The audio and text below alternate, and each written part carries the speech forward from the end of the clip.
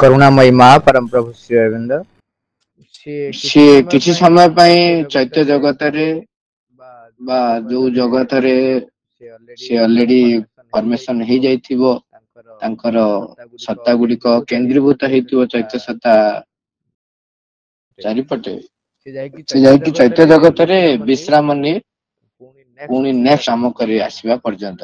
ତେଣୁ ସେଥିପାଇଁ ଆକ୍ଚୁଆଲି ଆମେ ଯେତେବେଳେ ଜଣେ ଶରୀର ତ୍ୟାଗ କରନ୍ତି ସେତେବେଳେ ମନ ଦୁଃଖ କରନ୍ତି ନାହିଁ। ଆମେ ପ୍ରାର୍ଥନା କରନ୍ତି, ଯୋଉ ଲୋକେ କୁହନ୍ତି ଆତ୍ମାର ସଦ୍ଗତି, ପ୍ରକୃତରେ ଆତ୍ମା ତା ନିଜ ଜଗତକୁ ଚାଲି ଯାଇଥାଏ। ଆମର ଅନ୍ୟ ଯୋଉ ବାହ୍ୟ ସତ୍ତା ଗୁଡିକ ରହିଛି ସେଇଗୁଡିକ ଯୋଉ ଜଗତ ଦେଇକି ଯାଆନ୍ତି, ସେ ଜଗତରେ ସେ ଯେମିତି ସୁରକ୍ଷିତ ହେଇକି ଯିବ, ସେଥିପାଇଁ ଆମେ ପ୍ରାର୍ଥନା କରିଥାଉ। ଆଉ ଯୋଉମାନେ କଲ୍ଡ ସୋଲ, ଆହ୍ୱାନ ପ୍ରାପ୍ତ ଆତ୍ମା, ଆତ୍ମାର ଆହ୍ୱାନ ଏବଂ ଆତ୍ମାର ଜାଗୃତି ଯଦି ଆମେ ପଢିବା, ସେଥିରେ ଲେଖା ହେଇଛି ଯୋଉ ଆତ୍ମା ମାନେ ଆହ୍ୱାନ ପାଇକି ଡକରା ହେଇକି ଆସିଛନ୍ତି, ସେମାନେ ନିଜେ ବାଛିଛନ୍ତି କିମ୍ବା ତାଙ୍କୁ ପ୍ରଭୁ ବାଛିଛନ୍ତି, ମା ବାଛିଛନ୍ତି କାମ କରିବା ପାଇଁ। ତା ଭିତରେ ଭିନ୍ନ ଭିନ୍ନ ପ୍ରକାରର ସୋଲ ଆସନ୍ତି, ତାଙ୍କୁ ଭିନ୍ନ ଭିନ୍ନ ଦାୟିତ୍ୱ ଦିଆ ହେଇଥାଏ। ସେମାନେ ସେତିକି କାର୍ଯ୍ୟ କରନ୍ତି ଏବଂ ନିର୍ବିକାର, ନିରହଙ୍କାର, ନିର୍ଲିପ୍ତ, ନିରାସକ୍ତ, ସବୁର ଊର୍ଦ୍ଧ୍ୱରେ ସେ ଥାନ୍ତି ଆଉ ବାହାରକୁ କେବେ ବି ଦେଖେଇ ହୁଅନ୍ତିନି। ଆପଣ ଦେଖିବେ ଯୋଉମାନେ ଅବତାର ଯେତେବେଳେ ଆସନ୍ତି, ସେମାନେ ସାଧାରଣ ମନୁଷ୍ୟ ପରି ବ୍ୟବହାର କରନ୍ତି। ତାଙ୍କର ସମସ୍ତ ଶକ୍ତି ଥିଲେ ମଧ୍ୟ ସେ ତାକୁ ବାହାରକୁ ଦେଖାନ୍ତି ନାହିଁ। ଯେତେବେଳେ ଦରକାର ହୁଏ ସେତେବେଳେ ତାକୁ ବ୍ୟବହାର କରନ୍ତି, କିନ୍ତୁ ଅତି ସାଧାରଣ ମନୁଷ୍ୟ ଭାବରେ ସେମାନେ ସମସ୍ତଙ୍କ ସହିତ ମିଶନ୍ତି। ତାର କାରଣ ହଉଛି ସମସ୍ତଙ୍କ ପାଖରେ ସେ ଏକ୍ସାମ୍ପଲ ହବା ପାଇଁ ଚେଷ୍ଟା କରନ୍ତି ଯେ ଯଦି ଜଣେ ସାଧାରଣ ମନୁଷ୍ୟ ମଧ୍ୟ ଉଚ୍ଚତର ଚେତନାକୁ ଉଠି ଯାଇପାରିବ। ସେଭଳି ଯୋଉମାନେ ଚୁଜେନ ସୋଲ, ସେମାନେ ବଛା ହେଇକି ଆସିଛନ୍ତି ଭିନ୍ନ ଭିନ୍ନ କାମ କରିବେ। କିନ୍ତୁ ଯୋଉମାନେ ଡକରା ହେଇକି ଆଇଛନ୍ତି, ବଛା ହେଇଛନ୍ତି ଆଉ ଡକରା ହେଇଛନ୍ତି, ତେଣୁ ସେଇ ପ୍ରକାର ଯୋଉମାନେ ଆତ୍ମାର ଆହ୍ୱାନ ପାଇକି ଆସିଥାନ୍ତି, ସେମାନେ କାମ କରନ୍ତି। ତାଙ୍କ ଭିତରୁ ଜଣେ ହଉଛନ୍ତି ଆକ୍ଚୁଆଲି ଆମର ଯିଏ ପ୍ରିୟ ମାମୁଁ, ଆମେ ଯାହାକୁ ସମସ୍ତେ ମାମୁଁ ବୋଲି ଡାକନ୍ତି, ଗଦାଧର ମିଶ୍ର। ସିଏ ଜନ୍ମ ହବା ପରେ ଆପଣ ତାଙ୍କର ଯିଏ ବି ତାଙ୍କ ସହିତ ମିଶିଛି, ସିଏ ତାଙ୍କର ଅନନ୍ୟ ବ୍ୟକ୍ତିତ୍ୱ ବିଷୟ ସମ୍ପର୍କରେ ଅଛି। ସମସ୍ତଙ୍କ ସହିତ ସାଙ୍ଗ ଭଳିଆ, କିନ୍ତୁ ସ୍ପିରିଚୁଆଲ ଗାଇଡ ହିସାବରେ। ନିରାକାରୀଙ୍କର ପୋଷ୍ଟ ଆଜି ଦେଖୁଥିବେ, ଏତେ ଡିଟେଲ୍ସ ମାମୁଁ ଗାଇଡ କରନ୍ତି। ନିରାକାର ଭାଇ ବସିକି ସବୁ ବହିରୁ ସର୍ଚ୍ଚ ମାରିବେ, ଖୋଜିବେ, ଯେତେବେଳେ କୋଉଠି ପାଇଥିବେ, କଣ କରିଥିବେ, ମାମୁଁ ସହିତ କଥା ହେବେ। ମାମୁଁଙ୍କୁ ପଚାରେ, ମାମୁଁ ଆଉ ଏଇଟା କାହିଁ ଟିକେ ଆଉ ଟିକେ ଡିଟେଲ୍ସ ପାଉନି, ମାମୁଁ ତମେ ଏ ବହି ଦେଖିଛ? ସେ ବିଷୟରେ ମୁଁ କହିବି ହଁ ଦେଖିଥିଲି। ନାଇଁ ତମେ ଟିକେ ଆଉ ଥରେ ଦେଖ, ମୁଁ ଭାବୁଛି ପେଜ ନମ୍ବର 200 ଏତିକିରେ ଦେଖିବ ତ, ସେଇଠି ମା ଏଇଠି ଏମିତି ଏମିତି କହିଛନ୍ତି। ମାମୁଁ ନିରାକାର କହନ୍ତି, ପଛରେ ଆମେ ତ ନିରାକାର ସହିତ ମୁଁ କଥା ହୁଏ, ଦେଖିଲ ମୋ କମ୍ପ୍ୟୁଟର ତାଙ୍କ ପାଖରେ ଫେଲ। ମୁଁ କମ୍ପ୍ୟୁଟରରେ ସର୍ଚ୍ଚ ମାରୁଛି, ତାଙ୍କୁ ପଚାରିଲି, ସେ ସିଧାସଳଖ କହିଲେ ଏଇ ପେଜରେ ଏଇଠି ଦେଖ, ଏବଂ ଦେଖିବେ ସେଇ ପେଜରେ ସେ ଯାହା ଚାହୁଁଥିଲେ ସେ ଉତ୍ତର ଥାଏ। 1943 ମସିହା ସେପ୍ଟେମ୍ବର 26ରେ ଶରୀର ଗ୍ରହଣ କରିଥିଲେ। ଜନ୍ମ ହେଇଥିଲେ ଆମର ଏଇ କଟକର ଖଟବିନ ସାହିରେ। ଦି ଭଉଣୀରେ ଗୋଟେ ଭାଇ ଥିଲେ ସେ, ଏବଂ ମୂଳ ତାଙ୍କର ହେଇଛି ଖ୍ରୀଷ୍ଟିଆନ ସ୍କୁଲରୁ। ଘରେ ଆସୁଥିଲେ, ଖ୍ରୀଷ୍ଟିଆନ ଟିଚର ପଢଉଥିଲେ, ତାପରେ ମିଶନାରୀ ସ୍କୁଲରେ ପଢିଲେ, ମେଟ୍ରିକୁଲେସନ ସାରିଲେ, ଷ୍ଟୁଆର୍ଟ ସାଇନ୍ସ କଲେଜରେ ପଢିଲେ ବିଏସସି। ତାପରେ ତାଙ୍କୁ ଜଣେ ତାଙ୍କର କହିଲେ ଆଉ ଟିକେ ଦରକାର ହଉଛି ଶୈଳବାଳା ଓମେନ୍ସ କଲେଜରେ ସେତେବେଳେ ଥିଲା, ଶୈଳବାଳା କଲେଜରେ କେମିଷ୍ଟ୍ରିର ଲାବୋରେଟୋରୀ ଆସିଷ୍ଟାଣ୍ଟ ଦରକାର ହଉଛି, ଆଉ ତମେ ଟିକେ ପିଲାଙ୍କୁ ସାହାଯ୍ୟ କରଟି। ତେଣୁ ମାମୁଁ ସେଠି ବର୍ଷେ 2 ବର୍ଷ ଖଣ୍ଡେ ରହିଥିଲେ। ତାପରେ ସିଏ କେମିକାଲ ସାଇଣ୍ଟିଷ୍ଟ ହିସାବରେ ଚୌଦ୍ୱାର ମିଲେ ଯୋଗ ଦେଲେ। କିନ୍ତୁ ଇନ୍ ବିଟୱିନ୍ 1961 ରେ ସେ ମାଙ୍କୁ ଦର୍ଶନ କଲେ। କିନ୍ତୁ ତା ପୂର୍ବରୁ ସେ ଚିଠି ଯୋଉ ଦିଆ ନିଆ କରିଥିଲେ ସେ ସବୁ ଚିଠି ଗୁଡାକ ବି ମାମୁଙ୍କ ପାଖରେ ଅଛି ସବୁ।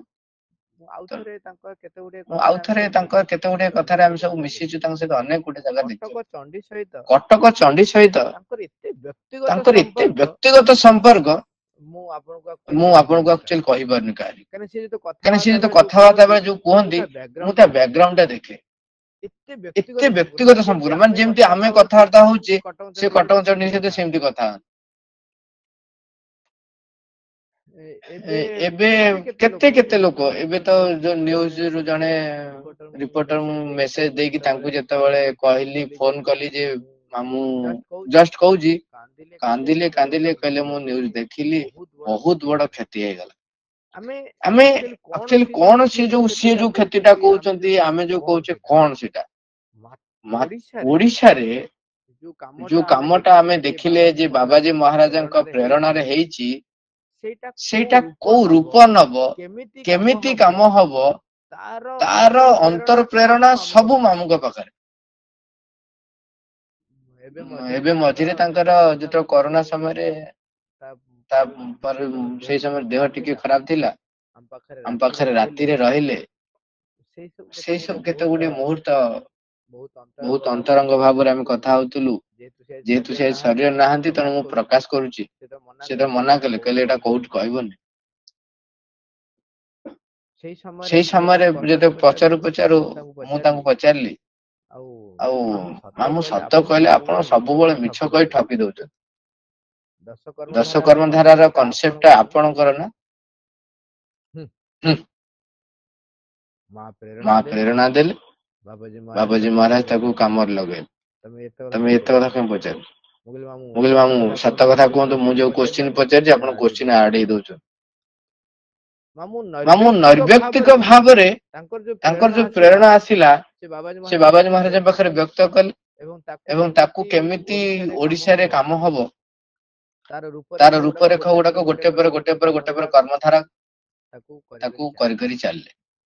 ଓଡିଶାରେ ଆମେ ପ୍ରତ୍ୟେକ ବ୍ୟକ୍ତି ପ୍ରତ୍ୟେକ ଘରେ ଯୋଉ ପାଠଚକ୍ର ହବ ପ୍ରତ୍ୟେକ ବ୍ୟକ୍ତି ପାଖରେ ପହଞ୍ଚିବ ମହାରାଜଙ୍କର ଯୋଉ ବାକ୍ୟ ତାକୁ କେମିତି ଓଡିଶାରେ ଇମ୍ପ୍ଲିମେଣ୍ଟେସନ ହବ ସବୁ ଯାକ ପଶ୍ଚାତରେ ରହି କରେଇଛନ୍ତି। କାହାରିକୁ ଜଣେଇ ଦେଇନାହାନ୍ତି ଯେ ପଛରେ ରହି ସେ କଣ କରୁଛନ୍ତି। ପ୍ରତ୍ୟେକ କାମ ଆଉ ଯୋଉ ବ୍ୟକ୍ତି ସହିତ ଆପଣ କଥା ହେବେ ସିଏ ନିଶ୍ଚୟ କହିବ ଯେ ମାମୁଁ ତାଙ୍କୁ ହଠାତ୍ ଡାକିଛନ୍ତି ଏକଥା କହିଛନ୍ତି ସେ କଥା କହିଛନ୍ତି। କେତେ କେତେ କଥା ରହିଛି। ଥରେ ଜଣେ ଆମର ସଞ୍ଜୟ ଭାଇଙ୍କୁ ମାମୁଁ ଥରେ ଡାକିଲେ ଫୋନ କଲେ ବାବୁ ତମେ କୋଉଠି? ସିଏ କହିଲେ କାଳୁପଡାରେ। ନା ଟିକେ ଆସିପାରିବ ମାତୃଭବନ? ସେ କହିଲେ ଆଜ୍ଞା ସରିଲା ମାମୁଁ ଡାକିଛନ୍ତି ମାନେ ସରିଲା। ଗାଡି କରି ଆସି ପହଞ୍ଚିଲେ। ଟୋଟାଲ ଦିନଟା ଯାକ ସେ ମାତୃଭବନରେ ରହିଲେ। ସନ୍ଧ୍ୟା ବେଳକୁ ମାମୁଁ କହିଲେ ହଉ ତମେ ଏବେ ଯାଅ। ମୁଁ ସଞ୍ଜୟ ଭାଇ ସହିତ କଥା ହେଲି। ମୁଁ ଦେଖିଲି ଦିନମାନ ବସିଥିଲେ। ମୁଁ କହିଲି ଆଉ ଭାଇ କଣ ପାଇଁ ଡାକିଥିଲେ ମାମୁଁ କଣ ପାଇଁ ଡାକିଥିଲେ? ହଁ ମଝିରେ ଭାଇ ପଚାରୁଛନ୍ତି ସଞ୍ଜୟ ଭାଇ ଆଉ ମାମୁଁ ମୁଁ ଟିକେ ବାବୁଲି ଭାଇଙ୍କ ରୁମକୁ ଯାଇପାରିବି? ନା ହଁ ତମେ ଯିବ ହଁ ଯାଅ ମାତୃଭବନ ବାହାରକୁ ଯିବନି। କାଳେ ମାତୃଭବନ ବାହାରକୁ ତାଙ୍କ ଭାଇଙ୍କ ସହିତ କିଛି କାମରେ ଯିବେ ମନା କରିଦେଲେ। ବାବୁଲି ଭାଇଙ୍କ ରୁମ ଯିବ ଯାଅ। ମୁଁ ସେଠୁ ସଞ୍ଜୟ ଭାଇଙ୍କୁ ପଚାରିଲି ଆଉ ଭାଇ କଣ କହିଲେ ସେ? ନାଇଁ କିଛି କହିଲେ ନାହିଁ ନର୍ମାଲ କଥାବାର୍ତ୍ତା ସବୁ। ଆଉ ମୁଁ କାଳୁପଡା କଥା ପଚାରିଲେ ତାପରେ ଓଡିଶାରେ କଣ କେମିତି ସବୁ କାମ ଚାଲିଛି ସେ ବିଷୟରେ କଥା ହେଲୁ। ସେମିତି କିଛି ତରତର ଭଳିଆ କିଛି କଥା ନଥିଲା କିନ୍ତୁ ଡାକିଲେ ମୁଁ ଆସିଲି। ଆଉ ଏବେ କହିଲେ ତମେ ଯାଅ। ପଶ୍ଚାତରେ କଣ କଣ ଘଟେ ସେ ଯୋଉଟା ଆଭାସ ପାଆନ୍ତି ସେଟା ସେ କେବେ ଡାଇରେକ୍ଟଲି କହନ୍ତି ନାହିଁ। ଡାଇରେକ୍ଟଲି କହନ୍ତି ନାହିଁ ତମକୁ ସେଥିରୁ ରକ୍ଷା କରିବା ପାଇଁ ବାଟଟା କରିଦେ। କହିଲେ ଯେକୌଣସି କର୍ମଧାରାର ଯେକୌଣସି କାମ ହଉଛି ତାକୁ ସବୁ all Odisha Sriramdas study circle committee ଅଣ୍ଡରରେ କରିବ। କାହିଁକି ନା ମା ତାକୁ ଆପ୍ରୁଭ କରିଛନ୍ତି, ମା ନାଁ ଦେଇଛନ୍ତି। ଯେହେତୁ ମା ନାଁ ଦେଇଛନ୍ତି ତେଣୁ ଅଲ ଓଡିଶା ଆଜି ପର୍ଯ୍ୟନ୍ତ ବି ସେ ଓଡିଶା ହିଁ ଲେଖା ହଉଛି। କହିଲେ ଓଡିଶା ଲେଖିବନି, କାହିଁକିନା ଏଇଟା ଗୋଟେ ପ୍ରଥମ କଥା ହେଲା ମା ଦେଇଛନ୍ତି, ସେକେଣ୍ଡ କଥା ହେଲା ନେମ୍। ନେମ୍ ଟା କଣ ଚେଞ୍ଜ ହବ? ରାଜ୍ୟର ନାଁ ସିନା ଚେଞ୍ଜ ହବ, ମା ଲେଖିଛନ୍ତି all Odisha Sriramdas study circle committee, ତେଣୁ ସେଇଟା ରହିବ। ତେଣୁ ଓଡିଶାର ଆମ ସମସ୍ତଙ୍କ ପାଖରେ ଶ୍ରୀଅନ୍ନଙ୍କ ପୂର୍ଣ୍ଣ ଯୋଗ ଯୋଉ ପହଞ୍ଚିଛି, ମାଙ୍କୁ ଆମେ ସମସ୍ତେ ଜାଣିଛନ୍ତି। ଇଏ ସବୁର ଯୋଉ କାମ କରିବା ପାଇଁ ଯାହାଙ୍କୁ ଡକା ହେଇଥିଲା ବାବାଜୀ ମହାରାଜଙ୍କର ପରେ ଆମେ ଜାଣିଛନ୍ତି ବାବାଜୀ ମହାରାଜ ପ୍ରପତି ଏମାନେ ସମସ୍ତେ କାମ କରିଛନ୍ତି। ମାମୁଁ ଜାଣି ଶୁଣିକି ନିଜକୁ ସବୁବେଳେ ପଛରେ ରଖିଛନ୍ତି, ଜାଣି ଶୁଣି। କାହିଁକିନା ତାଙ୍କ ଭଳିଆ ନିରାସକ୍ତ ବ୍ୟକ୍ତି, ମୁଁ ତ କହିବି ନୈର୍ବ୍ୟକ୍ତିକ, କାହିଁକିନା ସେ ବ୍ୟକ୍ତିଙ୍କୁ ବ୍ୟକ୍ତି ବୋଲି କହିହବନି। କାହିଁକିନା ଯାହା ଭିତରେ ଅହଙ୍କାର ନାହିଁ, ନିରହଙ୍କାର, ଛୋଟ ପିଲା ଭଳିଆ ସେ କଥାବାର୍ତ୍ତା କରୁଥିବେ, ଛୋଟ ପିଲା ଭଳିଆ। ମାନେ ଯେମିତି ଆସି କହିବେ ଚାହା, ଆପଣ ଗୋଟେ ମଜା କଥା ଦେଖନ୍ତୁ, ଚାହା ଚାହା ସିଏ ପୁରା ଏମିତି କହିବେ ଯେମିତି ଖାଲି ଚାହା ପିଇବେ ଆଉ କିଛି ନାହିଁ। ଯୋଉ କେଜଣ ଲୋକ ଥାନ୍ତି ମୁଁ ତାଙ୍କୁ ନାଁ କହେ ଚାହୁଆ, ମାନେ ଯୋଉମାନେ ସବୁ ଚାହା ଏତେ ପିଅନ୍ତି ଯେ ନ ପିଇଲେ ରହିପାରିବେନି, ତାଙ୍କୁ ସବୁ ଚାହୁଆ କହେ। କିନ୍ତୁ ମାମୁଁକୁ ଚାହୁଆ କହିହବନି। ତମେ ଯଦି ଚାହା ଦବ ସିଏ ପିଇବେ, ଚାହା ନାହିଁ କିଛି ନାହିଁ ତାଙ୍କର। ଟୋଟାଲ ଜୁଲାଇ ମାସ ଯାକ କପ୍ ବି ଚାହା ପିଅନ୍ତି ନାହିଁ। ମୁଁ କହିଲି ମାମୁଁ ଆପଣ ଚାହା ଏତେ ପିଉଛନ୍ତି, ଜୁଲାଇ ମାସରେ ବିନା ଚାହାରେ କେମିତି ରହୁଛନ୍ତି? ସେଠୁ ହସିବେ। ମୁଁ କହିବି ମାମୁଁ ଚାହା ପ୍ରତି ଆପଣଙ୍କର ଆସକ୍ତି ନାହିଁ ଆଉ। ନା କିଛି ନାହିଁ, ବାସ୍ ମାନେ ତାକୁ ଆଭଏଡ୍ କରିଦେ। ଆଉ କହିଲେ କହିବେ ବସ୍ତେ ମାନେ କେମିତି ଚାହା ପାଇଁ ବିକଳ ହେଲା ଭଳିଆ କୁହନ୍ତି, କିନ୍ତୁ ଆକ୍ଚୁଆଲି ବିକଳିଆ ନୁହଁ। ସେଇ ଏକ୍ସାମ୍ପଲ ଟା ମୁଁ ଦବା ପାଇଁ ଖାଲି ଟିକେ କହୁଛି। ବସିଥିବେ କହିବେ ଟିକେ ଚାହା କରିବା କଥା, କେହି ଯେମିତି ନ ଶୁଣିବେ। ଜାଣିଛନ୍ତି ମାମୁଁ ସେମିତି ସବୁବେଳେ କହନ୍ତି। ମତେ ଥରେ କହିଲେ ଆଉ ମତେ ଡାକନ୍ତି ସ୍ୱାମୀଜୀ। କହିଲେ ସ୍ୱାମୀଜୀ ତମେ ତ ମତେ କେବେ ଚାହା ଦେଇନ। ମୁଁ ସେ କହିଲି ମାମୁଁ ମୁଁ ଚାହା ଦେଇଛି। ନା ହେଲେ ଯେ ମୁଁ ସେଟା କେବେ ଦେଇଥିଲି ମୁଁ ସେଟା ଭୁଲିଗଲିଣି ନା, ମନେ ରଖିବି କେମିତି? ଏତେ ବିକଳ ହେଇକି କହୁଥିବେ ଯେମିତି ଚାହା ନହେଲେ ହବନି। କହିବେ କେହି ଚାହା ଦଉନାହାନ୍ତି, ତମେ ଟିକେ ମୋ କଥା ଶୁଣ। କିନ୍ତୁ ଚାହା ନ ପିଇଲେ ବି ତାଙ୍କର କିଛି ହବନି। ଏ ନିରାସକ୍ତ ବ୍ୟକ୍ତି ସମସ୍ତଙ୍କ ସହିତ।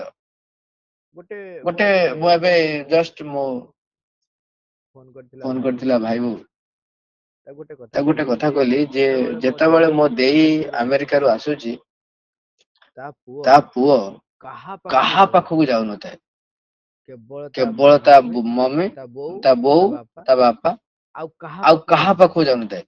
ତାର ସିଏ ତା ବଡବାପା, ତା ବଡବାପା ଝିଅ, କୌଣସି ସ୍ତ୍ରୀ ଲୋକ କୌଣସି ଝିଅ କାହା ପାଖକୁ ଯାଉନଥାଏ। ଫ୍ଲାଇଟ ରୁ ଓହ୍ଲେଇଲା ମା ବ୍ୟତିରେକ ଆଉ କାହା ପାଖକୁ ଯାଉନଥାଏ, ସମସ୍ତେ ଆସିଥାନ୍ତି। ବାଥରୁମ ଆସିଲା ମାମୁଁ ସିଏ ପ୍ରଣାମ କଲେ ମାମୁଁଙ୍କୁ, ମାମୁଁ ହାତ ଟିକେ ବଢେଇ ଦେଲେ। ମାମୁଁ ହଠାତ୍ ମୁଁ ଆଶ୍ଚର୍ଯ୍ୟ ହେଲି, ମାମୁଁ ହାତ ବଢେଇଲେ ତାକୁ ଧରିବା ପାଇଁ। ସେ କୌଣସି ପ୍ରକାର ପ୍ରତିକ୍ରିୟା ନ ଦେଖେଇ ମାମୁଁଙ୍କ ପାଖକୁ ପଳେଇଲା। ତା ପୂର୍ବରୁ ସେଠି ଆମ ଛୁଆ ମାନେ ମାଗିଛନ୍ତି, ତାର ଯୋଉ ବଡବାପା ଝିଅ ଫିଅ ସମସ୍ତେ ମାଗିଛନ୍ତି, କାହାରି ପାଖକୁ ଗଲାନି। ମାମୁଁ ଡାକିଲେ ମାମୁଁ ପାଖକୁ ପଳେଇଗଲା। ଛୋଟ ଛୁଆ ଯେହେତୁ ତାର ଚୈତନ୍ୟତା ସମ୍ମୁଖରେ ଥାଏ, ମାମୁଁଙ୍କର ଚୈତନ୍ୟତା ଫ୍ରଣ୍ଟରେ ରହି କାମ କରୁଛି, ତେଣୁ ସେ ଦି ଜଣ ତାଙ୍କର ଯୋଡି ହେଇଗଲେ ଆଉ କଣ। ମୁଁ ଏଇଟା ମୋ ଆଖି ଆଗରେ ଘଟିଛି, ଯେତିକି ଘଟଣା ମୁଁ ସେତିକି କହୁଛି। ଆହୁରି ବହୁତ କଥା ସେମିତି ରହିଛି।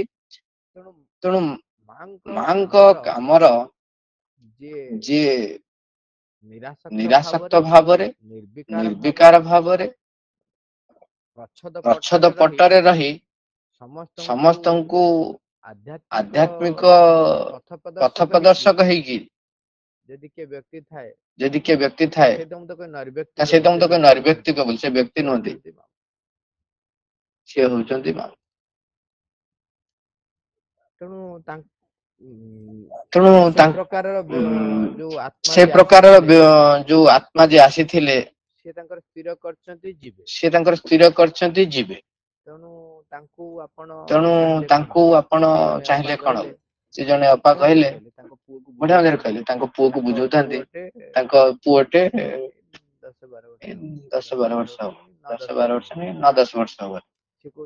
ସିଏ କହୁଛି ତା ମନ ଟିକେ ଦୁଃଖ ହେଇଗଲା, ସିଏ ତାକୁ ବୁଝଉଛନ୍ତି। ଆରେ ମା ତାଙ୍କୁ ଡାକିଲେ, କହିଲେ ତୁ ବହୁତ ଦିନ ହେଲାଣି ସେଠି କାମ କଲୁଣି, ରେଷ୍ଟ ନବୁ ଆ। ସେ ବା ମାଙ୍କ ପାଖକୁ ଯାଇଛନ୍ତି ରେଷ୍ଟ ନବା ପାଇଁ, ସେ ରେଷ୍ଟ ନେବେ? ରେଷ୍ଟ ନେବେ ପୁଣି କାମ କରିବେ, ମାଙ୍କ ପାଖକୁ ଯାଇଛନ୍ତି। ସେ କହିଲେ ଓହୋ ମାମୁଁ ତାହେଲେ ମାଙ୍କ ପାଖକୁ ଯାଇଛନ୍ତି ରେଷ୍ଟ ନେବେ, ଆଉ ଠିକ ଅଛି। କେତେ ସରଳ ଭାବରେ ସେ ପିଲା ଟିକେ ଖୁସି ହେଲା, କହିଲା ଓହୋ ମାଙ୍କ ପାଖରେ ମାମୁଁ ଅଛନ୍ତି ତ। 28 ତାରିଖ ଦିନ ଫ୍ଲାଇଟ୍ ଟିକେଟ, 28 ତାରିଖ ଦିନ ଫ୍ଲାଇଟ୍ ଟିକେଟ ହେଇଥିଲା। ମାଇଁ, ଆବା ଆପା, ମାମୁଁ 3 ଜଣ ଯାକ ଗଲେ। ତା ପୂର୍ବ ଦିନ ରାତିରେ ସେ କ୍ଲାସ ଥିଲା ଯୋଉଟା ଆମର କ୍ଲାସ, ସେ କ୍ଲାସ କଲେ ନାହିଁ। କହିଲେ ଆଉ ବାବୁ ମାନେ କିନ୍ତୁ ଏତେ କେତେ ଉଦାର, ଉଦାର କଣ କହିବି, କେତେ ଭାଷା ଆକ୍ଚୁଆଲି ପାଉନି। ମାନେ ଆମକୁ ସେ ଅର୍ଡର ଦେବା କଥା, ମତେ କହୁଛନ୍ତି ଆଉ ସ୍ୱାମୀଜୀ ଆଜି ଟିକେ କ୍ଲାସ ନ କଲେ ହଅନ୍ତା ନାଇଁ? ମୁଁ କହିଲି କାହିଁକି? ନା ଆପଣ କ୍ଲାସ କରିବେ, କାହିଁକିନା ଆମେ କେହି ଚାହୁଁନା ତାଙ୍କ କ୍ଲାସ ଟା କେମିତି ମିସ୍ କରିବୁ। ସିଏ ଯେତେବେଳେ ସନ୍ଧ୍ୟା ପାଠଚକ୍ର ନଉଥିଲେ, ମୁଁ ଦେଖିଛି 7ଟା 7:30, ଯେତେବେଳେ ମୁଁ ବାହାରୁ ଆସୁଥିଲି ପୁରା ପ୍ରେୟାର ହଲ ଟା ଯାକ ଲୋକ ଫୁଲ ହେଇକି ବସିଥିବେ। ଆମେ ସେ ସୁଯୋଗ କାହିଁ ହାତଛଡା କରିବୁ? ମୁଁ କହିଲି ନାଇଁ ମାମୁଁ ଆପଣ ତ କାଲି ଯିବେ, ଆଉ ଆଜି କାହିଁ 7:30 ବେଳେ କ୍ଲାସ ଟା ବନ୍ଦ ହବ? ନା ଆଉ ପ୍ରିପାରେସନ ହବାନି? ବୋଲେ ଆପଣ କଣ ପ୍ରିପେୟାର ହେବେ? ଘରେ ତ ତାଙ୍କର ଡ୍ରେସ ପତ୍ର ତ ସବୁ ପ୍ୟାକ୍ ହେଇସାରିଥିବ। ହଁ ଯେ ହଉ ଛାଡ ତମେ ଯାହା କହିବ ଆଉ। ଦେଖ କେତେ ସରଳ ଲୋକ, ହଉ ଛାଡ ତମେ ଯାହା କହିବ ଆଉ କହିକି ପଳେଇଲେ। ତ ମୁଁ ଭାବିଲି ମାମୁଁ ବ୍ୟସ୍ତ ହଉଛନ୍ତି, ହଉ ଛାଡ ଆଉ କ୍ଲାସ ଟା ନହେଲେ କରିବାନି ଆଉ। ସେଠୁ ମୁଁ ମେସେଜ ଦେଇଦେଲି ଯେ no class from 27 February till information. ତାପରେ 7:15 ବେଳକୁ ଆସି ହାଜର, ଏପଟ ସେପଟ ବୁଲୁଛନ୍ତି। ମୁଁ କହିଲି ମାମୁଁ ଆପଣ କ୍ଲାସ ନବାକୁ ମନା କଲେ, ବୁଲୁଛନ୍ତି କଣ? ଦେଖୁନ କେତେ ଆମେ ତାଙ୍କ ସହିତ କ୍ଲୋଜଲି ବି କହୁଛୁ, ସେ କେତେ ଆରାମରେ ତାକୁ ଶୁଣନ୍ତି। ଆପଣ ଏଠି ଆସିକି ବୁଲୁଛନ୍ତି, ଆପଣ ମନା କରିଦେଲେ, ମୁଁ ମନା କରିଦେଇଛି କ୍ଲାସ। ନା ଟିକେ ଆଜି ଟିକେ ଫ୍ରି ବସିଲେ, କଥାବାର୍ତ୍ତା ହେଲେ, କେତେ କଥା କହିଲେ। ଗଲେ 8ଟା 8:30 ବେଳକୁ, ଗଲାବେଳକୁ ଏଠି ଅଙ୍ଗୁର ଥୁଆ ହେଇଥାଏ। ମୁଁ କହିଲି ଅଙ୍ଗୁର ଟିକେ ଖାଉନାହାନ୍ତି? ନାଇଁ ବାବୁ ଡାଇବେଟିସ ଟିକେ ବାହାରି ପଡିଥିଲା, ତେଣୁ ଅଙ୍ଗୁର ଫଙ୍ଗୁର ବେଶୀ ଖାଉନଥିଲା, ମିଠା ଖାଉନଥିଲା। ନାଇଁ ବାବୁ ଥାଉ। ସେଠୁ କିଛି ସମୟ ପରେ ଯେତେବେଳେ ବାହାରିଆ ହେଲେ, ଟିପି ଅପା କହିଲା ଆଉ ମାମୁଁ ଟିକେ ଅଙ୍ଗୁର ଖାଉନାହାନ୍ତି? ନାଇଁ ମା ଥାଉ। ସେଠୁ ଇଏ କହିଲେ ମୁଁ ଧୋଇ ଦଉଛି ଆଉ ଟିକେ, କହିଦେଇକି ସେ ଧୋଇବା ପାଇଁ ଯେତେବେଳେ ଗଲେ, ସେ ତା ଭିତରେ ଧୀରେ କି କହିଲେ ହଉ ଦେ। ସେ ଧୋଇ ସାରିଲେ, ଆମେ ବାହାରେ ଠିଆ ହେଇଛୁ। ସେଠୁ 2-4ଟା ଅଙ୍ଗୁର ମାମୁଁଙ୍କ ପାଟିରେ ସେ ଦେଇଦେଲେ। ମାମୁଁ ଖାଇଲେ, ପ୍ରଣାମ କଲୁ ଆମେ। ମୁଁ ହାତ ଯୋଡି ଖାଲି ପ୍ରଣାମ କଲି, ପାଦ ଛୁଇଁ ପ୍ରଣାମ କରିପାରିଲିନି, ସେଟା ଗୋଟେ ରହିଗଲା। ଗାଡିରେ ବସିଲେ, ହସୁଥାନ୍ତି, ହାତ ହଲଉଥାନ୍ତି। ସେଇଠି ଆଉ ଜଣେ ଅପା ଥାନ୍ତି, ଶକୁନ୍ତଳା ଅପା, ସିଏ ରାତିରେ ଥିଲେ। ସିଏ ମାମୁଁଙ୍କୁ ନମସ୍କାର ହେଲେ। ମାମୁଁ କହୁଛନ୍ତି ଯାହା ହଉ ଭଲ ହେଲା ତମ ସହିତ ଭେଟ ହେଇଗଲା, ଆଉ ଭେଟ ହେଇପାରିନଥାନ୍ତା। ଆରେ ସିଏ ତ ଏମିତି ସବୁ କୁହନ୍ତି କେତେ କଥା, ଏଇଟା ଯେ ଏଇଥିପାଇଁ କହୁଥିଲେ ଆମେ ବୁଝିପାରିଲୁନି।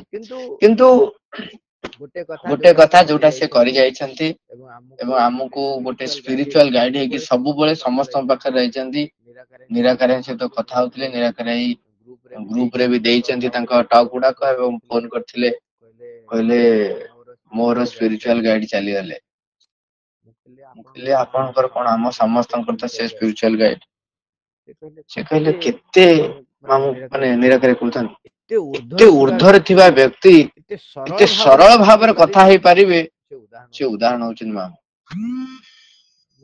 मो कहले कोन कहबो मामू त नाते तेनु वर्तमान होची सी हमकु जो दिगरे सब बेले कहि जाउथिले सब कथा कहउथिले जेते बेले तमे के किछि कहबो हां मु कहली जेतो संगठन काम हिसाब रे देखिबे देखुन ऊपर स्तर व्यक्ति जहाँ आदेश देवे ता काम हबो किंतु से केबे आदेश दियंती आमे तांको कहबो जे मामू आ मुटी एठी जीबी ना तमे नीता कहछो हम प्रिंसिपल आगो नीता को पचार से जति कहबो ताल तमे जीबो हमर कंप्यूटर रूम रे होचन सामान दे तमे तांको कहछो आगो तांको पचारिबो नीता को पचारिबो बाबुली की पचारिबो तापर तमे जीबो सीए जीबे को गोटे प्रोग्राम को हमकु नबा को चाहिए कहबे आउ तमे टी जाई परिबो देखो मां को प्रोग्राम रे कोठुटा जीबा को सीए जदी कहिबे केही मना करिवे ना किंतु से प्रश्न करिवे आ बाबू तमे जाई परिबो मते कहबे डाकिबे के 2 मिनिट रूम को आसीबो एबे आसी परिबो ना परे आसीबो बोले हम हो मु जाउची कोन हेची कोन कंप्यूटर कोनटा प्रॉब्लम हेतबो कोन कॉपी पेस्ट करिवे आ सेटा को से कहिबे 2 मिनिट बाबू टिके आसी परिबो की कथा हमर साधारण कोन ए टिके आसीबो तो 2 मिनिट एटे काम अछि ए कामटा कर दो हम केते सरल भाबर सी व्यक्तित्व नैर्व्यक्तित्व एक्चुअली व्यक्तित्व है तक न व्यक्तित्व रो ऊर्ध्वरे से सब बेले गोटे कथा कहते जहा कहबो मां को ऊपर डिपेंड करिवो आमे तो मामू कहबो तमे मां को कहि दिया सब तांको कहबो से करबे केते केते कथा मारती आपण सब जानि छन सेगुडा को आज थिला गोल्डन डे अतिमान शक्ति रे अवतरण दिवस एटा 1956 फेब्रुआरी 29 जेते बेले बुधवार से दिन थिला 1956 मसीह फेब्रुआरी 29 टा बुधवार दिन थिला समस्त मेडिटेशन में बसचंदी समवेत ध्यान परे मा डिक्लेयर कले जे आज संध्या रे से तांकर पूरा इलेक्शन आज संध्या रे भगवान का सानिध्य तुम मान का मध्य रे सशरीर ओ वास्तव होई देखा देछि मोर शरीर होइथिला एक जीवंत स्वर्णर मूर्ति विश्व ठारू बृहत्तर देखिले एक विशाल विपुल स्वर्ण द्वारा सम्मुख रे मु छिड़ा होइछि जहा जगत को भगवान कठारू पृथक कर रखिथिला सेही द्वारा आडू को मु दृष्टि दे जानि पारिली एवं संकल्प कली जहा एक ही चेतनार जुगपत क्रिया द टाइम हैज कम मा लेखचंदी से आलोचना रे परे लेखचंदी ये the time has come sound ताकू इंग्रजी रे ही सुबिथिला इंग्रजी रे से शब्दटी आस्थिला द टाइम हैज कम अनुडे को फ्रेंच भाषा रे से सुनथिले गोटे सुबृहत स्वर्ण हातुडी हातरे धरी सेही द्वार ऊपर एक आघात कली गोटे मात्र आघात जेउथिरे द्वारटी संपूर्ण रूपे चूर्ण विचूर्ण होई गला सेतिकी बेलरु अति मानस ज्योति शांति चेतना अविच्छिन्न धारा रे पृथ्वी ऊपर प्रबल वेग रे प्रवाहित हेकु लागिला तेनु तापर से ताकू वर्णना करचंदी जो मु जोटा कहूची एटा केवल गोटे सूक्ष्म दृष्टि नुह ये होची वास्तव रे घटिछि 1950 मसिया रे 1950 मसिया डिसेंबर 5 रे जेतेबेले अतिमान शक्ति श्रीरविंद शरीर अवतरण कला सेतेबेले श्रीरविंद शरीर से त्याग करिया को बाध्य अनेक लोकंकर ए भितरे मते डाउट थाए ଲୋକ କୁହନ୍ତି ଯେ ଅତିମାନ ଶକ୍ତି ଅବତରଣ କଲେ ରୂପାନ୍ତର ପାଇଁ ଶ୍ରୀଜୀଉଙ୍କ ଶରୀର ତ୍ୟାଗ କାହିଁ କଲେ? ଆପଣ ଦେଖିଛନ୍ତି ଯେତେବେଳେ ଗଙ୍ଗା ଅବତରଣ କଲେ ବିଷ୍ଣୁଙ୍କର କାଣି ନଖ ଗୋଡର ଶେଷ କାଣି ନଖର କଣରୁ ଗଙ୍ଗା ଯେତେବେଳେ ବାହାରିଲେ ଏତେ ପ୍ରବଳ ବେଗରେ ଥିଲେ ଯେ ଯଦି ସେଟା ପୃଥିବୀ ପୃଷ୍ଠରେ ପଡିଥାନ୍ତା ପୃଥିବୀ ଧୋଇ ମାନେ କୁଆଡେ ଭାସି ଯାଇଥାନ୍ତା ଯେମିତି, ମାନେ ଏତେ ବେଗ ତାର ପ୍ରଖର। ଏବଂ ଆଉ ଗୋଟେ କଥା ହେଲା, ସେତେବେଳେ ସମୟ ଆସିନଥିଲା। କଣ ସମୟ ଆସିନଥିଲା, କାହିଁକି ଆସିନଥିଲା? କାହିଁକିନା ତାଙ୍କୁ ଯୋଉ ଆବାହନ କରିବ, ତାଙ୍କୁ ଧାରଣ କରିବା ପାଇଁ ପ୍ରସ୍ତୁତି ଦରକାର ଥିଲା। ତାକୁ ସେତେବେଳେ ବ୍ରହ୍ମା କଣ କଲେ, ତାଙ୍କୁ ତାଙ୍କ କମଣ୍ଡଳରେ ଧରି ରଖିଲେ। ସାଙ୍ଗେ ସାଙ୍ଗେ ସେ କମଣ୍ଡଳ ଦେଖେଇଦେଲେ। ବ୍ରହ୍ମା କହିଲେ ଯେ ବର୍ତ୍ତମାନ ସମୟ ଆସିନି, ଯଦି ଗଙ୍ଗା ବାହାରି ପଡିବେ ତାହେଲେ ଗଲା, ସବୁ ମାନେ ପୃଥିବୀ ଧ୍ୱଂସ ହେଇଯିବ, ଆଉ ବିଧି ବିଧାନ କିଛି ରହିବ ନାହିଁ। କମଣ୍ଡଳରେ ଧାରଣ କଲେ, କମଣ୍ଡଳରେ ରହିଲେ ସେ ପର୍ଯ୍ୟନ୍ତ ଯେ ପର୍ଯ୍ୟନ୍ତ ପୃଥିବୀ ପୃଷ୍ଠରୁ ତାଙ୍କୁ ଆବାହନ କରାଯାଇ ନାହିଁ। ତେଣୁ ଅତିମାନ ଶକ୍ତିର ସମୟ ତା ପୂର୍ବରୁ ହେଇନଥିଲା। ଅତିମାନ ଶକ୍ତି ଅବତରଣ କରିବାର ସମୟ ଯେହେତୁ ହେଇଗଲା, ତେଣୁ ଶ୍ରୀଅରବିନ୍ଦ ଯୋଉ 1950 ପର୍ଯ୍ୟନ୍ତ ଯୋଉ ଗୁହ୍ୟ ସାଧନାରେ ରହିକି ଅତିମାନ ଶକ୍ତିକୁ ଅବତରଣ କରିବା ପାଇଁ ପୃଥିବୀକୁ ପ୍ରସ୍ତୁତ କରୁଥିଲେ, ମାନେ ଆଗ ନିଜେ ପ୍ରସ୍ତୁତ ହେଇକି ତାଙ୍କୁ ଆବାହନ କରାହଉଛି। ସେତେବେଳେ ଦେଖିବେ ଭାଗୀରଥ ଯେତେବେଳେ ସେଥିପାଇଁ ଆବାହନ କରୁଛନ୍ତି ଗଙ୍ଗାଙ୍କୁ ଅବତରଣ କରିବା ପାଇଁ, କାହିଁକିନା ତାଙ୍କର ପୂର୍ବ ପୁରୁଷ ମାନଙ୍କର ମୁକ୍ତି ହବ ବୋଲି। ତେଣୁ ଆବାହନ କରିବା, ଆସ୍ପୃହା କରିବା ପୃଥିବୀ ପୃଷ୍ଠରୁ ଦରକାର। ଯଦି ପ୍ରସ୍ତୁତ ନଥିବ, ଆସ୍ପୃହା ନଥିବ, ଆବାହନ ନଥିବ, ତେବେ ଯେତେ ଭଲ ଜିନିଷ ଦେଲେ ବି ଆମକୁ ସେଗୁଡାକ ଭଲ ଲାଗେନି, ଆମେ ତାକୁ ହତାଦର କରୁ। ତେଣୁ ଆବାହନ ଏବଂ ଆସ୍ପୃହା ନିହାତି ଆବଶ୍ୟକ। ସେଇ ଆବାହନ ଆସ୍ପୃହା କାମଟା ଶ୍ରୀଅରବିନ୍ଦ କଲେ। ଏବଂ ଯେତେବେଳେ ଅବତରଣ କରୁଛନ୍ତି ଗଙ୍ଗା, ତଥାପି ବି କମଣ୍ଡଳରୁ ବାହାରିଲା ବେଳକୁ ଏତେ ଜୋରରେ ବେଗ ଯେ ସିଏ ପୃଥିବୀ ପୃଷ୍ଠ ଧାରଣ କରିପାରିବନି। ସେଥିପାଇଁ ସିଏ ପୁଣି ଓହ୍ଲେଇଲେ ମହାଦେବଙ୍କ ଜଟାରେ। ମହାଦେବଙ୍କ ଜଟାରୁ ସେ ଧୀରେ ଧୀରେ ସ୍ରୋତ କମିଲା, ତାପରେ ସେ ପୃଥିବୀ ପୃଷ୍ଠକୁ ଆସିଲେ। ଏଠି ଯୋଉ ସିମ୍ବଲିକାଲି କୁହାଯାଉଛି, ଯୋଉ ତାଙ୍କର ସ୍ରୋତର ବେଗ ବୋଲି କୁହାଯାଉଛି, ଏଇଟା ହଉଛି ଆକ୍ଚୁଆଲି ତାଙ୍କର ଶକ୍ତିର ଯୋଉ ପ୍ରାବଲ୍ୟତା, ଶକ୍ତିର ପ୍ରାବଲ୍ୟତା, ମାନେ ଏତେ ପ୍ରବଳ ଶକ୍ତି, ସେ ଶକ୍ତିକୁ ଧାରଣ କରିବା ପାଇଁ ପୃଥିବୀ ପ୍ରସ୍ତୁତ ହବା ଦରକାର। ତେଣୁ ସାମାନ୍ୟ ଗୋଟେ କଥା ଆମେ ଧାରଣ କରିବା ପାଇଁ ପ୍ରସ୍ତୁତ ନାହୁଁ। ଆମକୁ ସେଥିପାଇଁ କୁହନ୍ତି ମାଗଣାରେ କାହାକୁ କେବେ ଉପଦେଶ ଦବନି। ତେଣୁ ଅତିମାନ ଶକ୍ତି ଅବତରଣ କରିବାର ଯେତେବେଳେ ଶ୍ରୀଅରବିନ୍ଦ ଶରୀର ଅବତରଣ କଲା, ଶ୍ରୀଅରବିନ୍ଦ ଶରୀର ତ୍ୟାଗ କରିବାକୁ ବାଧ୍ୟ ହେଲେ। ତାପରେ ମା ତାଙ୍କୁ ତାଙ୍କ ଶରୀରକୁ ନେଇଗଲେ, ନେଇକିରି ପୁଣି ଅପେକ୍ଷା କଲେ ପୃଥିବୀକୁ ପ୍ରସ୍ତୁତ କରିବା ପାଇଁ। ପୃଥିବୀକୁ ପ୍ରସ୍ତୁତ ହେଲା।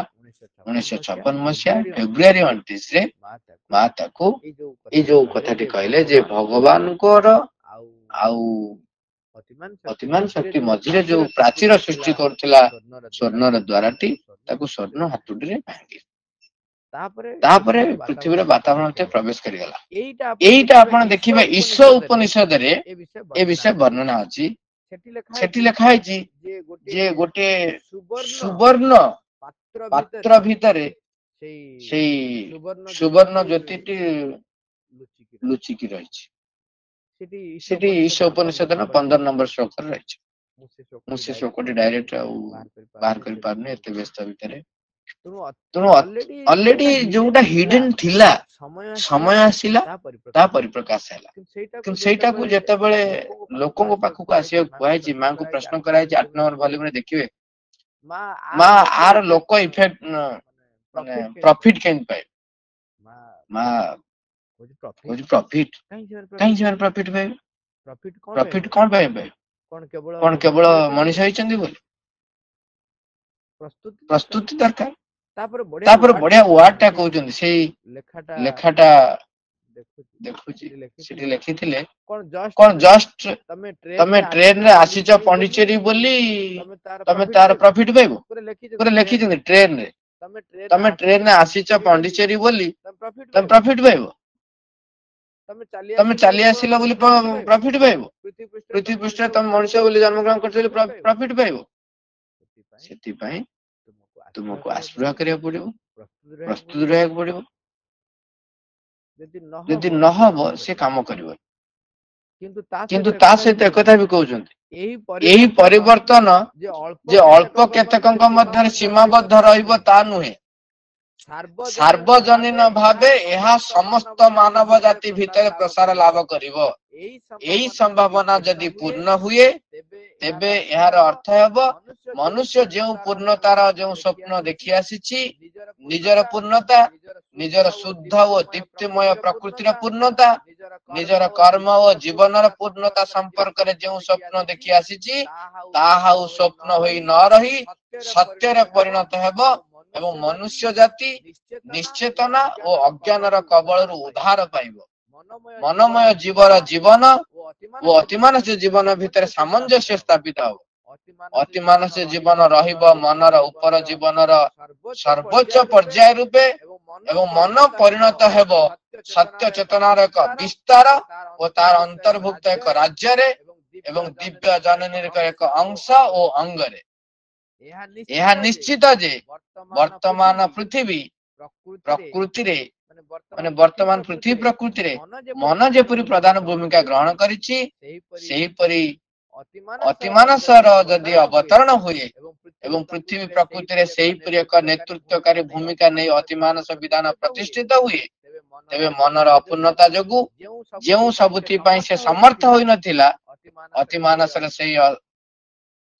ସେହି ଅସାମର୍ଥ୍ୟ ନଥିବାରୁ ସେ ଯଦି ଆହୁରି ନିଶ୍ଚିତ ଓ ସୁଦୃଢ ଭାବରେ ପୃଥିବୀ ବ୍ୟବସ୍ଥାକୁ ପୂର୍ଣ୍ଣ ରୂପେ ପରିଚାଳନା କରେ, ସମସ୍ତଙ୍କ ଉପରେ ସେମାନଙ୍କ ନିଜର ସ୍ତରରେ ଓ ସେମାନଙ୍କର ସ୍ୱାଭାବିକ ସୀମା ମଧ୍ୟରେ ନିଜର ରୂପାନ୍ତରୀ ଶକ୍ତି ନେଇ କ୍ରିୟା କରେ, ତେବେ ଏହା ନିଶ୍ଚିତ ଯେ ମନୁଷ୍ୟ ଜାତିର ଜୀବନର ଯଦି ବା ପୂର୍ଣ୍ଣ ରୂପାନ୍ତର ସାଧିତ ନ ହୁଏ, ତଥାପି ଅତି ବିରାଟ ପରିବର୍ତ୍ତନ ସଂଗଠିତ ହେବ। ଏଇଟା ସେ ଅତିମାନସ ଅବତରଣ ପୂର୍ବରୁ ଏକଥା କହିଥିଲେ। ଯେତେବେଳେ ସେ ଅବତରଣ କରିବ ବିରାଟ ପରିବର୍ତ୍ତନ ସଂଗଠିତ ହେବ। ପୂର୍ଣ୍ଣ ରୂପାନ୍ତର କେତେ ଜଣଙ୍କର ହେଇଯିବ? ଯଦି ବା ପୂର୍ଣ୍ଣ ରୂପାନ୍ତର କାହାର ନ ହୁଏ, ତାହେଲେ ତାହାର ବିରାଟ ପରିବର୍ତ୍ତନ ସଂଗଠିତ ହେବ। ତେଣୁ ଯେତେବେଳେ ଅତିମାନସ ଅବତରଣ କରିଛି, ଆମେ ସମସ୍ତେ ଜାଣିଛନ୍ତି ଅତିମାନସ ଶକ୍ତିର ପ୍ରଭାବରେ ଯେତେବେଳେ ରୂପାନ୍ତର ହେବ, ସେତେବେଳେ ଆମର ଏଇ ଯୋଉ ଜଡ ସ୍ଥୂଳ ଶରୀର ସେଇଟା ରୂପାନ୍ତର ହେଇଯିବ। ବର୍ତ୍ତମାନ ସୁଦ୍ଧା ସ୍ଥୂଳ ଶରୀରର ଗୋଟେ ନିୟମ ରହିଛି ଯେ ସିଏ ସଂଗଠିତ ହେଇକିରି ଶରୀରଟି ତିଆରି ହେଇଛି। ଯେତେବେଳେ ମୃତ୍ୟୁ ଲଭେ ସେତେବେଳକୁ ଶରୀରର ସବୁ କୋଷ ଗୁଡାକ ପରସ୍ପର ଠାରୁ ବିଘଟନ ହୁଏ, ନିଜ ଠାରୁ ଦୂରେଇ ଯାଆନ୍ତି। ତେଣୁ ସିଏ ଶରୀର ତ୍ୟାଗ କରେ। ଏହା ଏକ ସୂକ୍ଷ୍ମ ଶରୀର ଯୋଉ ରୂପାନ୍ତରିତ ଶରୀର ହବ, ଯୋଉଥିରେ କି ଅତିମାନସ ନମନୀୟତା, ଯୋଉଟା ତାକୁ ଆମେ କହୁଛୁ ସୁପ୍ରାମେଣ୍ଟାଲ ପ୍ଲାଷ୍ଟିସିଟି ତା ଭିତରେ ଆସିବ। ତା ଭିତରେ ଲାଇଟନେସ ଆସିବ, ଲଘୁତା ମାନେ ଲାଇଟ ହେଇଯିବ। ଲାଇଟନେସ ଏଇଟା ମାନେ ଜ୍ୟୋତି ବୋଲି କହନ୍ତି। ତାପରେ ଲୁମିନୋସିଟି ଯୋଉଟା ଜ୍ୟୋତିର୍ମୟ ଅଛି, ଆଡାପ୍ଟେବିଲିଟି ଆଉ ପ୍ଲାଷ୍ଟିସିଟି। ସେ ସେଥିପାଇଁ ଆମେ ଯୋଉଟା କହୁଛେ ତା ପାଇଁ କାନ୍ଥ ବା ଇଏ କିଛି ବ୍ୟାରିୟର ହବନି। ମାନେ ଶରୀର ଥିବ କିନ୍ତୁ ଟ୍ରାନ୍ସପାରେଣ୍ଟ ଥିବ। ଆପଣ ସେ ଚାହିଁଲେ ଏପଟ ସେପଟ ସିଧାସଳଖ ଆରାମସେ ଯିବ। ବର୍ତ୍ତମାନ ସତ୍ୟ ତାକୁ ନିଜେ ପରିଚାଳିତ କରିବେ। ତେଣୁ ଅବିକୃତ ଭାବରେ ତାଙ୍କ ଭିତରେ ସତ୍ୟ ପରିପ୍ରକାଶ ହବ। ସିଏ ଯଦି ସତ୍ୟ ଚାହିଁଲା ତାଙ୍କୁ ବର୍ତ୍ତମାନ 4ଟା ଜାଗାରେ କାମ କରିବା ପାଇଁ, ଏକା ସାଙ୍ଗରେ 4ଟା ଜାଗାରେ କାମ କରୁଛି। ଏବଂ ଏକଥା ବି କୁହାଯାଇଛି, ଆମେ ଯେମିତି ଅଛୁ, ମଣିଷ ଅଛନ୍ତି ଏବଂ ବାଘ ଭାଲୁ ଅଛନ୍ତି, ସେମିତି ଆମେ ଥିବୁ, ଅତିମାନବ ମାନେ ବି ଥିବେ। ସେଥିରେ ପ୍ରଶ୍ନ କରାଯାଇଛି, ଆମେ ଯେମିତି ବାଘ ଭାଲୁଙ୍କୁ ସର୍କସରେ ନଉଛୁ, ତାଙ୍କୁ ନଚଉଛୁ ଏବଂ ଏ କରୁଛୁ, ତାଙ୍କୁ ଆମ କବଳରେ ରଖିଛୁ। ମା କହିଲେ ଯେହେତୁ ତମ ଭିତରେ ଇଗୋ ରହିଛି, ତେଣୁ ତମେ ଅନ୍ୟ କାହାକୁ କବଳିତ କରିବାକୁ ଚାହୁଁଛ, ତମ ଅଣ୍ଡରରେ ରଖୁଛ। କିନ୍ତୁ ଅତିମାନସ ଶକ୍ତିର ପ୍ରଭାବରେ ଯୋଉ ରୂପାନ୍ତର ହବ, ସେମାନଙ୍କ ସେଇ ଯୋଉ ସତ୍ତା ଗୁଡିକ ସିଧାସଳଖ ସତ୍ୟ ଦ୍ଵାରା ଯେହେତୁ ପରିଚାଳିତ ହେବେ, ତେଣୁ ତାଙ୍କ ଭିତରେ ଏ ପ୍ରକାରର ଯୋଉ ନିମ୍ନ ପ୍ରାଣର ନିମ୍ନ ମନର ଯୋଉ ଗତିବିଧି ଗୁଡିକ ନଥିବ। ତେଣୁ ସେ କାହାକୁ ନିଜ ଅଧୀନରେ ରଖିବାର ସମ୍ଭାବନା ହିଁ ନାହିଁ। ତାଙ୍କ ଭିତରେ ନିଶ୍ଚେତନା ନାହିଁ, ଅଜ୍ଞତା ନାହିଁ, ଅସାମର୍ଥ୍ୟତା କିଛି ନାହିଁ। ଯାହା ସତ୍ୟ ଚାହିଁବେ ତାହା ଭିତରେ ଦେଇକି ଅବିକୃତ ଭାବେ ପ୍ରକାଶ ହବ। ତେଣୁ ଦିବ୍ୟ ରୂପାନ୍ତର ଏକ ସ୍ଥାୟୀ ରୂପ ଗ୍ରହଣ କରିବ। ଏଇଟା ତାପରେ ଯେତେବେଳେ ପଚରା ହେଇଛି ଯେ ଅତିମାନ ଶକ୍ତି ପରେ କଣ ହବ, ମା ଲେଖୁଛନ୍ତି ତାପରେ ସତ୍ୟରୁ ସତ୍ୟ ଆଡକୁ ଯାତ୍ରା ହବ। ଅତିମାନସ ସ୍ୱରୂପ ବିଷୟରେ ଆମେ ଯେତିକି କଥା ହେଲେ ତାଠାରୁ ଆହୁରି ଅଧିକ କଥା ରହିଛି। ସେଥିପାଇଁ ଆକ୍ଚୁଆଲି ଆମକୁ ଆଶୀର୍ବାଦ କରିବାକୁ ପଡିବ, ନିଜକୁ ପ୍ରସ୍ତୁତ ହେବାକୁ ପଡିବ। ଆମେ ଏଇ ଚିରନ୍ତନୀ ବହି ଯେତେବେଳେ ଆପଣ ଆଲୋଚନା କରୁଛନ୍ତି, ସେଥିରେ ଦେଖିବେ କେମିତି ଲେଖୁଛନ୍ତି, ଆମେ ଯୋଉ ସାଧାରଣ ଜୀବନରେ ଲକ୍ଷ୍ୟ ରଖୁଛୁ, ରୂପାନ୍ତର ଧ୍ୟାନ କରିବ, ଏକାଗ୍ର ହବ, ଏତିକି ହବ, ସେତିକି ହବ, ପ୍ରଭୁ ଲେଖୁଛନ୍ତି, ମା ଲେଖୁଛନ୍ତି, ଏତିକି ଯଥେଷ୍ଟ ନୁହେଁ। ଏସବୁ ହଉଛି କେବଳ ନିଜର ବାହ୍ୟ ସତ୍ତାକୁ ପ୍ରସ୍ତୁତ କରିବା ପାଇଁ, ଅତିମାନସ ଯୋଗ କରିବା ପାଇଁ, ତାପରେ ଯାଇକି ଆମେ ପୂର୍ଣ୍ଣ ଯୋଗ କରିବା। 9ଟା ଫର୍ମୁଲା ଥିଲା, ମୁଁ ଖାଲି ସେ 9ଟା ଫର୍ମୁଲା କହିଦଉଛି। Supramental process of action, formula given by the mother. Remain absolutely quiet in all parts of your being. Aspire and call. You will get a response from above. Place your problem before it and wait peacefully. ତାଙ୍କ ଆଗରେ ସମସ୍ୟାକୁ ରଖ ଏବଂ ଶାନ୍ତ ଭାବରେ ଅପେକ୍ଷା କର ଉତ୍ତର ପାଇଁ। The direction will come from above. ଉତ୍ତର ଉର୍ଦ୍ଧ୍ୱରୁ ନିଶ୍ଚୟ ଆସିବ। ସେଇଥିପାଇଁ ମା ଲେଖଛନ୍ତି ଯୋଉଟାକ every sincere prayers are granted. ଗୋଟେ ଲେଖାଏ sincere prayers, ସେଇଟା ମନେ ରଖିବା। Receive it and implement it through your mind, life and body. ମନ ପ୍ରାଣ ଶରୀରରେ ତାଙ୍କୁ ପରିପ୍ରକାଶ କରିବା ପାଇଁ, ତାଙ୍କୁ ଗ୍ରହଣ କରିବା ପାଇଁ ପ୍ରସ୍ତୁତ। There should be no likes and dislikes and preferences. ପସନ୍ଦ ଅପସନ୍ଦ କିଛି ରହିବ। ଏଇଟା ମତେ ଭଲ ଲାଗେ, ସେଇଟା ମତେ ଭଲ ଲାଗେ, କିଛି ରହିବ। Help will come. The right man will come. The resources will come. The material will come. And right action will take place. Absolute surrender. No personal reaction. No personal preference. And absolute detachment. And have no fear whatsoever. ମୁଁ ତ କହିବି ଏଇ ଯୋଉ last ତିନିଟା କହିଲେ, ମୁଁ ତ ମାମୁଙ୍କ ପାଖରେ ସବୁବେଳେ ଦେଖିଛି। ମା